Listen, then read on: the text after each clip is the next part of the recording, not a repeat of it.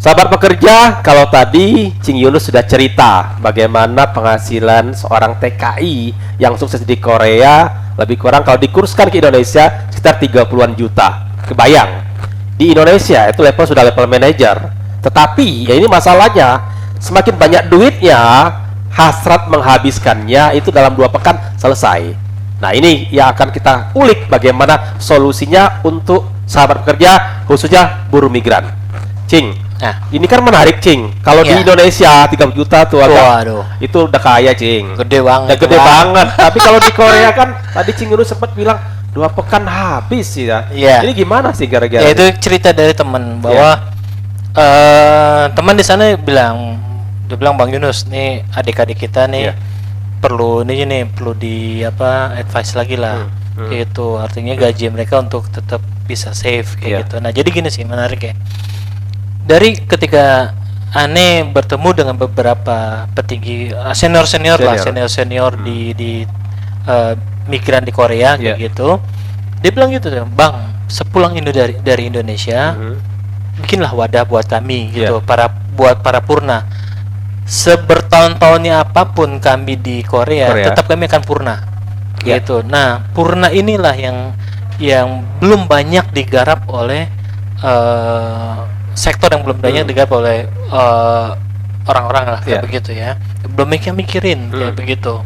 Kalau untuk yang aktif maupun pra, nah itu banyak yang ambil kayaknya. Karena kalau purna ini bahasanya itu ya mau diapain lagi kayak begitu kan. Nah, jadi ketika saya pulang ke Indonesia ketemu dengan senior Korea Selatan, akhirnya kita bikinlah wadah. Nah, dulu namanya HPTKI. Walaupun sekarang udah himpunan purna tenaga kerja Indonesia. TKI, ya, tapi udah ini ya, udah mati suri ya, fresh. Nah, di dalam himpunan itu akhirnya kita pertama cari data nih. Wah, ini problemnya apa sih nih sebenarnya?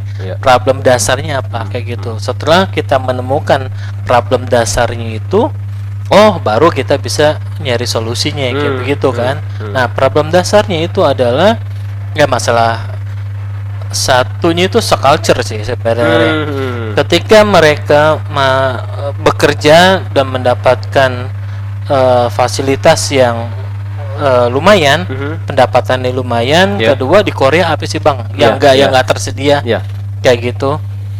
Negara maju dari sisi hiburan, entertain, apa itu semuanya ada di situ ya. Nah, itu yang terkadang menjadi menikmati jerih payah. Nggak salah sih mereka. Kita juga menyalahkan itu, tapi artinya kan yang harus dipahami ya, mereka tidak seumur hidup. Someday dia akan finish pulang kayak begitu kan. Artinya sumur ini lagi airnya lagi banyak ngucur kayak gitu. Satu hari kan habis juga. Setelah pulang ke Indonesia belum tentu. Nah, artinya kan ketika mereka kontrak 5 tahun, nah, what next 5 tahun itu mereka tuh harus planning. Tahun pertama, kedua, ketiga, keempat sampai menjelang akhir. Oke lah, di tahun pertama mereka punya hutang ketika mau berangkat kayak gitu. Artinya selesaikan. Di tahun kedua mesti rumah kayak gitu. Rumah itu memang ya, Anda tidak nggak menyalahkan teman-teman ya. Namanya rumah itu kan impian kayak gitu kan. Tapi rumah itu memang besar-besar. Ketika saya main ke daerah kayak gitu, ya rumahnya lumayan lah, rumah-rumah teman-teman TKI ya, teman-teman PMI dari Korea Selatan kayak gitu. Nah, what next setelah itu kan harus ada nih yang harus dipikirin nih kayak tahun gitu. ketiga ya. Betul. Nah, kalau misalnya setelah kan saya bergabung nih, namanya SPI, Sahabat Pekerja Indonesia. Nah, akhirnya dream inilah yang harus dibawa oleh SPI untuk menjadi namanya sahabat kan. Sahabat itu kan dia tahu lo salah, betul, lo bener, nih bagusnya begini. Nasihat itulah namanya. Sahabat kan sebagai nasihat, tempat curhat. Nah, SPI ini itu menjadi satu wadah, satu wasilah untuk bagaimana dia menemani teman-teman PMI kayak gitu. merancang ke depan hidupnya gimana, terusnya merancang keuangannya gimana, kayak begitu. Lalu gua pengen pulang dari Indonesia buka bengkel. Oke. SPI akan brief akan membuat caranya, tunjukkan caranya kayak gitu. Nah itu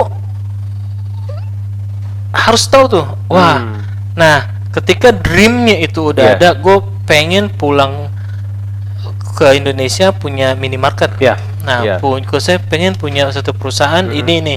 Nah artinya kita nih yang di Indonesia kan tahu tuh karakternya itu bisnis gimana, kondisinya itu sekarang gimana, kayak gitu. Jangan sampai ketika ada dulu musim warnet kan, Bang, di Indramayu itu ketika musim warnet dari ujung ke ujung warnet semua kayak gitu. Sedangkan segmentasi marketnya itu aja kayak begitu karena latah. Nah kita nggak ingin teman-teman ini berbisnis itu hanya bermodal musiman, semangat kayak gitu, tidak untuk mempelajari dulu lah, atau ada pendamping mentornya dulu. Nah di sini SPI khususnya di subbidang sahabat migran itu menjadi mentor, menjadi sahabat bagi teman-teman yang ketika mereka bergabung kayak gitu.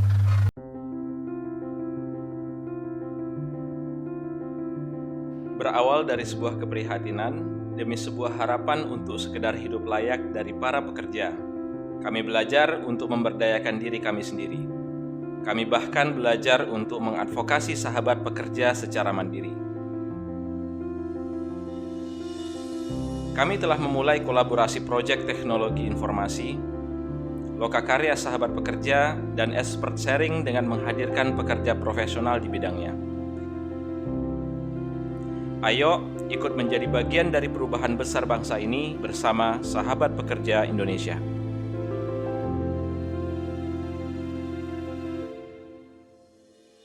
Nah ketika gue pengen nih punya bengkel, nah kita kasih dulu tuh ke teman yang punya bengkel, yang sudah sukses sudah sukses lo magang dah di situ dah, lo gimana lo cara ngerasain betul enaknya, pusingnya, sampai gini bang rasanya lo punya bengkel. Kalau misalnya gue pengen punya minimarket nih, punya warung yang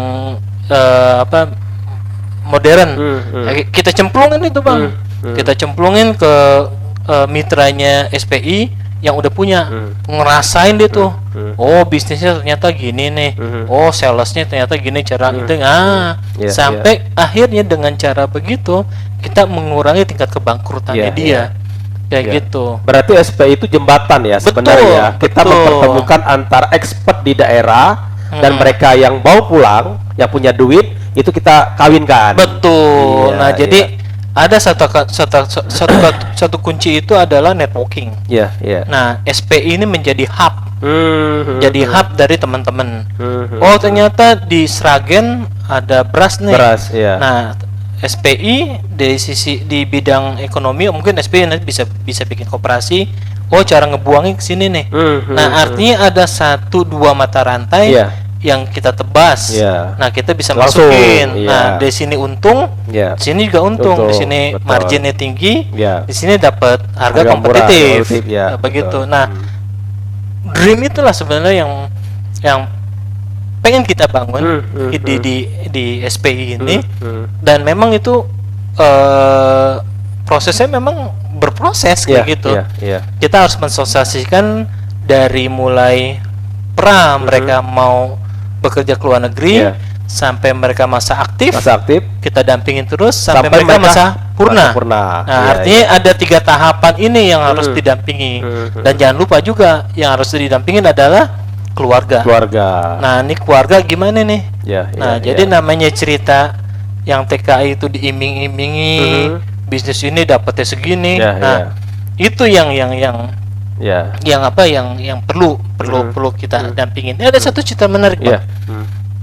Ada satu teman di Korea itu, dia dulu telepon.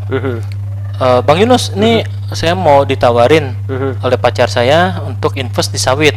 Pacarnya Dulu kan, ya? Pacarnya. Orang percayaan ya? Betul. Berapa? Saya bilang 150 juta. Ya. Kayak gitu. Nah, akhirnya gimana Bang Yunus menurutnya? Tolong kasih ini, kita diskusi, kita ngobrol.